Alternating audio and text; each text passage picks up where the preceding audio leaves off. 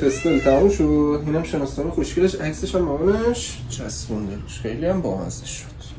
واکسن چارگانه سالیانه براش دادیم، بهره‌ای دنگلی بهش دادیم.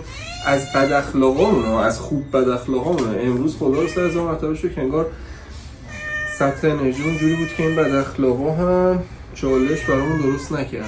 ببری خیلی راحت اومد بعد از یه مدتی که نیده بودیمش. این عروسک انقدر مامانش خودش شگفت زده شده، میگه دکتر هر کاری داره تا سالهای آینده همین الان بکنه. ولی خب دیگه کاری نداره، چکاپش کردیم، برای ضد انگلی شدیم، واکسنش هم زدیم، ناخوناش هم گرفتیم.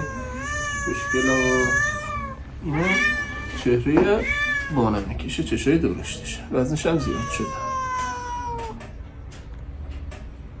مرسی. بیا باکسشو.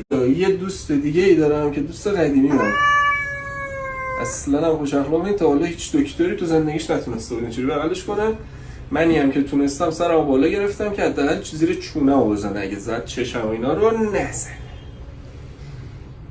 اصلا اصلا نرم. مامانش میگه خودتونم تا حالا نتونسته بودی بغلش کنی. خودم هم دفعه اول دیگه خبت کردم بغلش کردم، حالا دیگه نمیتونم بذارمش پایین. فدات شم. اوکی. دیدی بغل خوبه، بد نی؟ دیدی بغل خوش میگذره؟ مامانش میگه آرامش قبل از طوفانه. دیدی اگه دستمو گاز بگیری دردم میاد.